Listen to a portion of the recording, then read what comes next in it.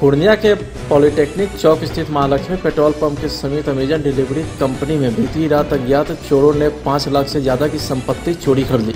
मकान मालिक का कहना है कि सीसीटीवी फुटेज की पड़ताल की जा रही है, जिससे अपराधी की सही पहचान कर उचित कार्रवाई की जा सके। वहीं मकान मालिक आगे ने बताया कि मीडिया को बताया कि इस चोरी की वारदात में अमेजन के स्टाफ कर्मी की भी मिली भगत है। फिलहाल पुलिस पूरे मामले की जाँच पड़ताल कर रही है। कि आपके जो भाड़ा में मेरे यहाँ भाड़ा में अमेजॉन कंपनी का ऑफिस खुला हुआ है, जिसमें रात में 2 बजे के बाद और 4 बजे सुबह से पहले डबल ताला तोड़ के चोरी किया गया, जिसमें सिर्फ कैश लिया गया है लगभग 5 लाख। अच्छा। और सामान सब मोबाइल छीटा हुआ है, वो सब नहीं लिया गया। थाना में FIR दर्ज करा दिया गया है। कैमरा यहाँ पे लगा हुआ है? कैमरा लगा हुआ है। कैमरा का जो रिकॉर्डिंग होता है वो भी चोर उठा के ले गया। तो अगल बगल कैमरा से अगल कैमरा में देख रहे हैं कि 2:30 बजे 2:30 पे एक बाइक से 3 लड़का वो आ रहा है पेट्रोल पंप के सामने, जो गलमोची सब लगाए। कितना आ रहा है और क्लियर फिगर अभी नहीं आया। अच्छा, क्या चाचा ये कितना दिन पहले खुला है ये दुकान? ये खुला है लगभग 2.5 महीना पहले यहाँ। और जो भी इसमें है इन्वॉल्व, उसमें जानकार आदमी है, यानी कोई न कोई स्टाफ ही है ना। क्या नाम है? क्या मेरा नाम हुआ रंजय कुमार सिंह, मेरा ही मकान है जी। इनको हम भाड़ा पॉलिटेक्निक चौक के आगे Indian oil Ranjay Singh complex board लिखा हुआ जी। रोहतास जिला के कैमूर पहाड़ी पर स्थित चपड़ी गांव में मजदूरों के 4 बच्चों की मौत मामले को लेकर के सासाराम के civil surgeon doctor Sudhir Kumar संबंधित गांव का दौरा किए तथा जांच में पाया कि मजदूरों को डायरिया न होकर मलेरिया की बीमारी है। नौहट्टे के चुनहट्टा गांव में 48 लोगों के मलेरिया की जांच की गई, जिसमें 19 का रिपोर्ट पॉजिटिव पाया गया। चुनहट्टा गाँव में कल हम गए थे और वहाँ जहाँ पर से ये घटना घटी है उस एरिया को घूमे हैं, तो वहाँ कोई भी डायरिया का केस नहीं मिला है। और डायरिया का केस नहीं मिला है, लेकिन लोगों को वहाँ सर में दर्द, बुखार, उल्टी और पेट में दर्द इसकी शिकायत मिली। तो ये और लक्षण हम लोगों को लगा, जो मेडिकल टीम गई हुई थी हमारे साथ में IDSP के हमारे जिला संयोजक गए हुए थे। तो ये जो मलेरिया का लक्षण लगा और जिसके कारण जो है तो वहाँ मलेरिया का जांच कराया गया और जांच में 48 व्यक्तियों का जांच कराया गया, जिसमें कि 19 व्यक्ति पॉजिटिव पाए गए। और तो इसको हम लोग मलेरिया मानते हुए वहाँ मलेरिया के दवाई का वितरण करवाए हैं एवं मच्छरदानियों का वितरण सुनिश्चित किया जा रहा है, जो कल तक हो जाएगा। सर, कितने पाया गया मलेरिया के लक्षण के? बोले तो 19 व्यक्ति का पॉजिटिव आया, तो 19 व्यक्ति ठीक है। और ये जो है तो मैंने जहाँ तक हम लोग को वहाँ खबर मिला है कि 65 लोगों का जत्था एक काम करने के लिए गया था चपरी में, वन विभाग का कोई काम करने गया था, और उसमें 50 व्यक्ति चुनहट्टा से थे और अपने परिवार को ले गए थे, जिसमें बच्चे भी थे शामिल। तो वो बच्चे इन्फेक्टेड हो गए हैं और उन्हीं में से 1-2 का मौत हो गया। समस्तीपुर के ताजपुर पंचायत के वार्ड नंबर 5 स्थित रामदयाल चौक के पानी भरे पांडे पोखर का नवंबर में उड़ाही के नाम पर मुखिया जवाहर शाह के द्वारा अधिकारियों एवं कर्मियों के सहयोग से 9 लाख रुपया फर्जीवाड़ा कर निकासी किए जाने के खिलाफ आरोप की जांच कर आरोपियों पर FIR करने की मांग को लेकर उक्त पोखर के पर भाकपा माले के कार्यकर्ता के द्वारा जमकर प्रदर्शन किया गया। तो वहीं पंचायत के मुखिया ने अपने ऊपर लगाए गए आरोप को सिरे से खारिज करते हुए कहा कि यह सब आरोप निराधार है।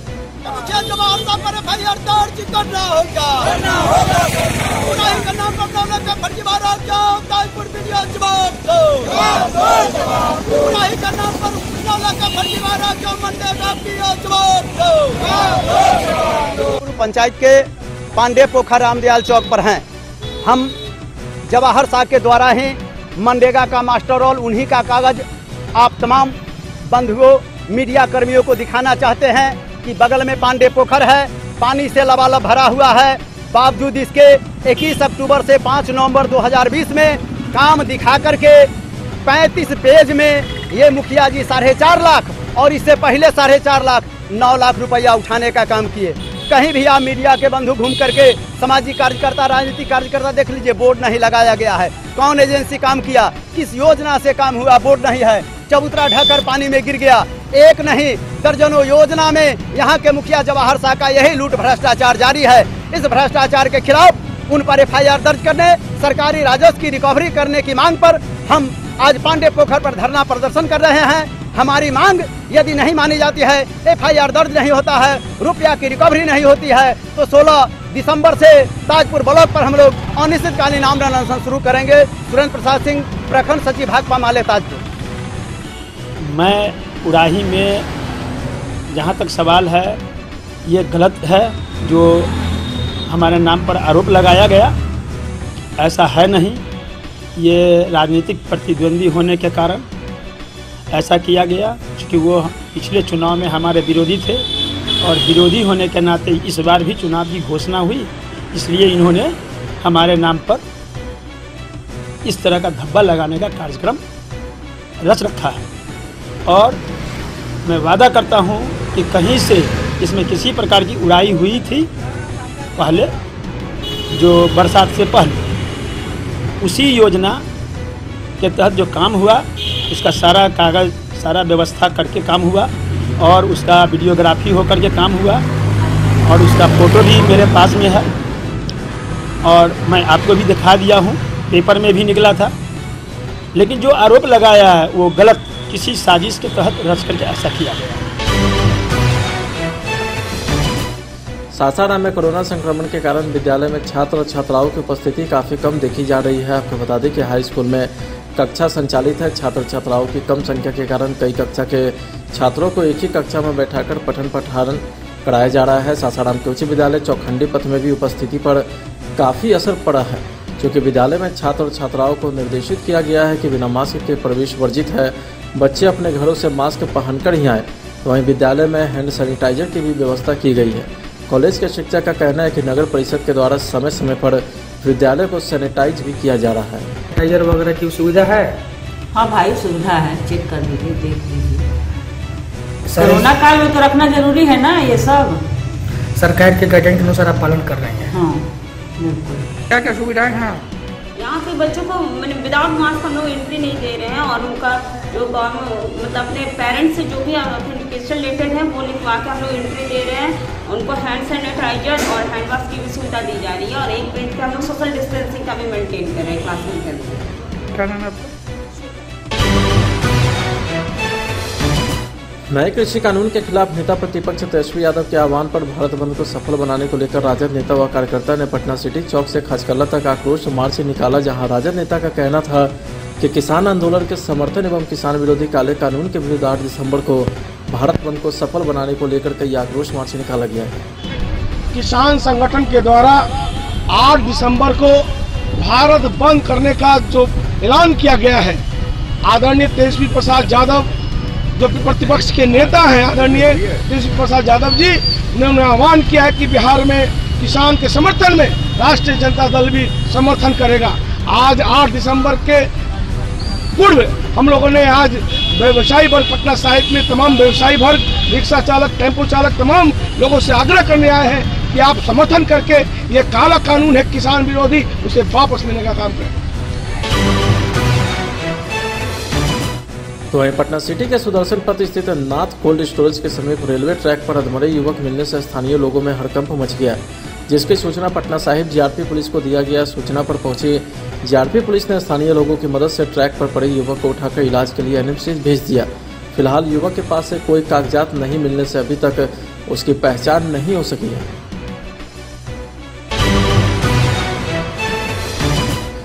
किसानों के समर्थन में विपक्षी पार्टी भी अहम भूमिका निभाता हुआ दिख रहा है। आए दिन बिहार के किसी न किसी जिलों में विपक्ष के द्वारा किसान के समर्थन में सरकार के खिलाफ जमकर नारेबाजी की जाती है। तो वहीं सोमवार को जिला कांग्रेस किसान इकाई के द्वारा केंद्र की सरकार के खिलाफ मुजफ्फरपुर में भी जमकर नारेबाजी किया, साथ ही पीएम मोदी का पुतला फूंका। नरेंद्र मोदी सरकार द्वारा किसानों के खिलाफ कृषि कानून लाया गया है। हम लोग उसके विरोध में यहाँ पर नरेंद्र मोदी का पुतला दहन किए हैं। यह जो कानून है किसानों की ज़मीन और खेती कॉरपोरेट को सौंपने की तैयारी है। अतः देश भर में किसान आंदोलित हैं। उन किसानों के समर्थन में हम लोग यहाँ पुतला दहन कर रहे हैं। जब तक यह कानून वापस नहीं होगा तब तक हम लोग आंदोलनरत रहेंगे। आज हमने पुतला दहन किया है, कल भारत बंद का हम लोग समर्थन कर रहे हैं और आगे और भी कार्यक्रम का ऐलान किया जाएगा। सुशील कुमार शाही, जिलाध्यक्ष किसान कांग्रेस मुजफ्फरपुर।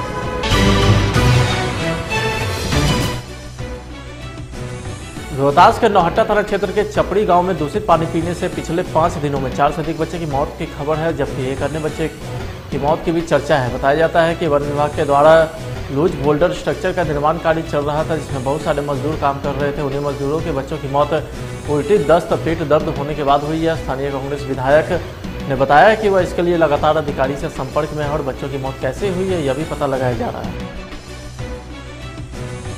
ये सरकार की पूरी लापरवाही है, हमारे जिला प्रशासन की लापरवाही है। पूर्व में भी हम लोगों ने इसके बारे में सरकार से और यहाँ के जिलाधिकारी, स्वास्थ्य विभाग और पेयजल आपूर्ति विभाग सबको हम लोगों ने पहले भी सूचना दिया कि पहाड़ी जो एरिया मेरा है, पहाड़ पे जो लोग बसे हुए हैं वहाँ शुद्ध पानी की व्यवस्थाएं नहीं है। आज हमारे यहाँ 4 बच्चे डेथ कर गए पहाड़ पे और सिर्फ पानी की वजह से। वहाँ शुद्ध पानी में कुछ वैसे पदार्थ, कुछ जहरीले पदार्थ मिले हैं, खनिज संपदा, जिसके वजह से बच्चे मर रहे हैं। वहाँ कोल्ड डायरिया फैला हुआ है। उसके अलावा मैं निचले एरिया में रोहतास प्रखंड के ढेलाबाद कर्मा में भी पीएचडी के द्वारा पाइपलाइन जो बिछाई गई है पेयजल की, वो फटी हुई है आज 2 महीने से। उस पर बार डीएम को, पीएचडी विभाग को, अपने वहाँ स्थानीय लोगों से भी, स्थानीय जो पदाधिकारी उनको कहा गया, लेकिन अभी तक वो पीएचडी के द्वारा वो बदला नहीं गया। वहाँ भी डायरिया 4-5 गाँवों में, ढेलाबाद, कर्मा, नवाडी में पूरी तरह से डायरिया फैला हुआ है। कल मैंने सीएस से बात की, सिविल सर्जन आज गए हुए हैं टीम के साथ ऊपर पहाड़ पे और नीचे वहाँ देखने के लिए कि किस तरह की डायरिया के क्या प्रभाव है।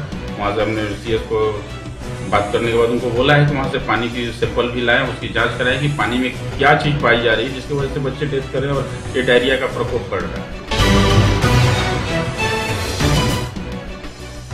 अनुसूचित जाति और अनुसूचित जनजाति आरक्षण को लेकर के बिहार के पूर्व उप मुख्यमंत्री सुशील कुमार मोदी ने बड़ा दावा किया है। एएन सिन्हा इंस्टीट्यूट में अम्बेडकर के लोग की ओर से आयोजित बाबा साहेब भीमराव अम्बेडकर की 64वीं पुण्यतिथि समारोह को संबोधित करते हुए सुशील मोदी ने कहा है कि जब तक समाज में भेदभाव अछूत रहेगा तब तक लोकसभा, विधानसभा और सरकारी नौकरी में आरक्षण की व्यवस्था जारी रहेगी।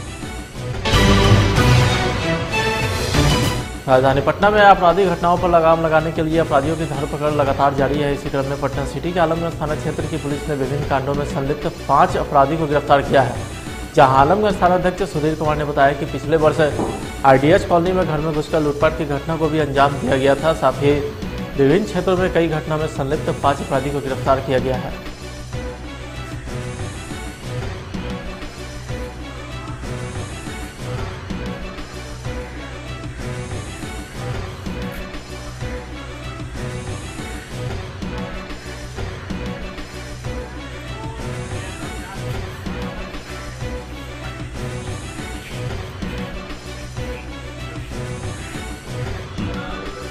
बीते रात्रि समकालीन अभियान चलाया गया था, जिसमें जनवरी 2019 माह में आईडीएच कॉलोनी में घर में घुसकर, इंदिरा देवी के घर में घुसकर 7-8 अपराधकर्मी के द्वारा लूटपाट की गई थी।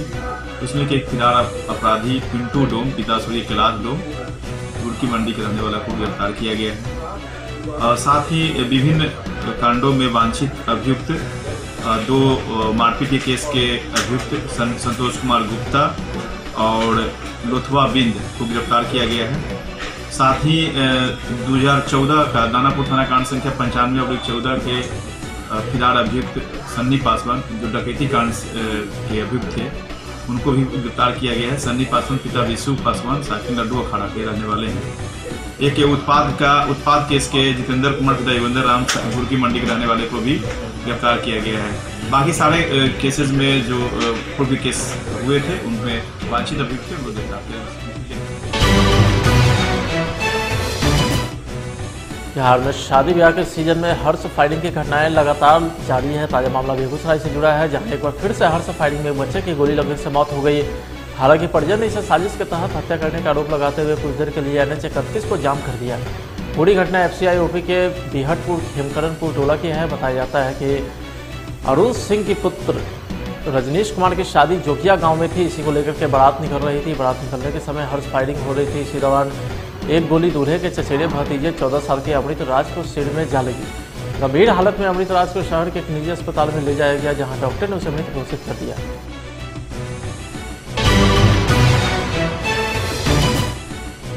बिहार में पूर्ण शराबबंदी के बाद शराब विनष्टीकरण का सिलसिला जारी है। इसी क्रम में अररिया नगर परिसर में नगर थाना के विभिन्न कांडों में जब्त लगभग 4000 लीटर विभिन्न ब्रांडों के विदेशी शराब का विनष्टीकरण जिलाधिकारी के निर्देश पर नगर थाना अध्यक्ष और मजिस्ट्रेट की मौजूदगी में किया गया। अपर अनुमंडल पदाधिकारी ने बताया कि लगातार शराब पकड़ी जा रही थी, जिसके बाद इन शराबों को कानूनी प्रक्रिया के बाद विनष्ट कर दिया गया।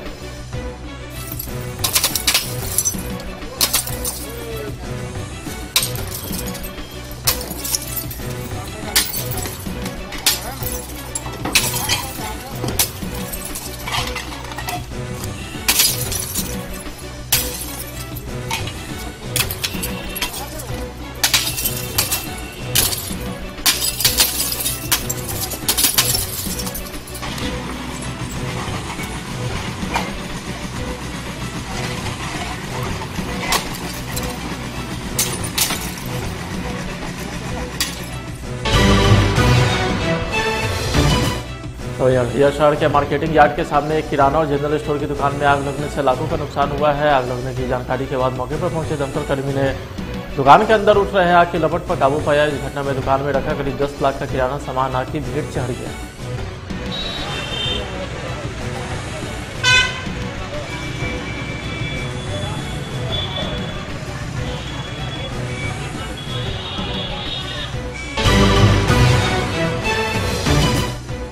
रोहतास में इन दिनों अपराधियों का बोलबाला है। अपनी बेटी की शादी की खरीदारी कर लौट रहे पिता की लूटपाट के दौरान अपराधियों ने चाकू मारकर हत्या कर दी।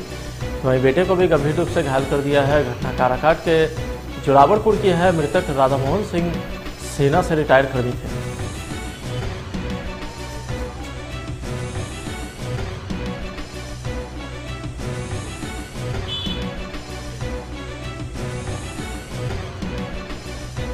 क्या घटना हुई है?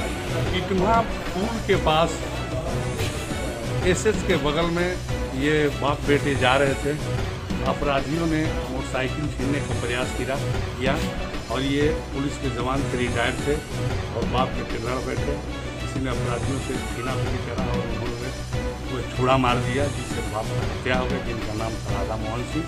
और उनके बच्चे हैं जो अभी यहाँ पर स्वास्थ्य लाभ ले रहे हैं। यहाँ पर हॉस्पिटल में मैं उनको देखने के लिए आया।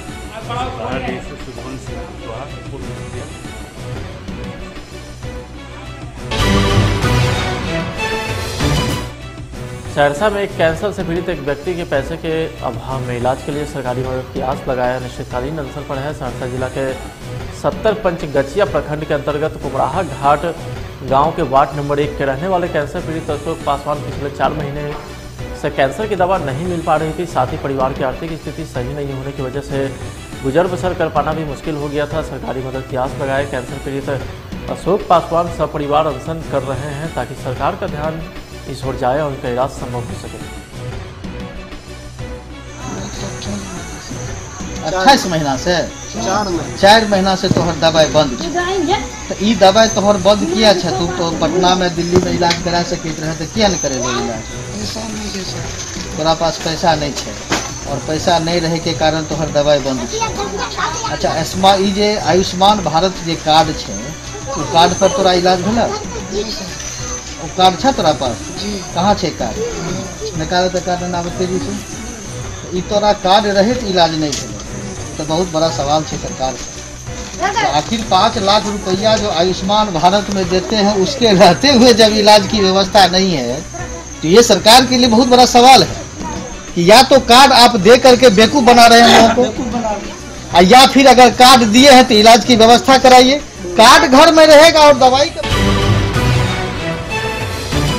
अररिया जिला में बदला मौसम का मिजाज। साल की पहले कोहरे ने दी दस्तक। कड़कड़ाती ठंड के साथ घने कोहरे ने रोकी आम लोगों की जिंदगी की रफ्तार। शहर के आसपास के इलाकों को सफ़ेद चादर के रूप में लपेट लिया है। घने कोहरे ने यह संकेत दे दिया है कि कितनी ठंड पड़ सकती है, जिसकी मार आम लोगों पर ज़्यादा पड़ सकती है, जो लोग रोज़मर्रा की कमाई से अपना घर चलाते हैं। और यही नहीं, इससे सड़क हादसे की घटना में बढ़ोतरी भी हो सकती है, जिसे रोकने के लिए जिला प्रशासन और नगर परिषद की तरफ से कोई इंतजाम नहीं किया गया है।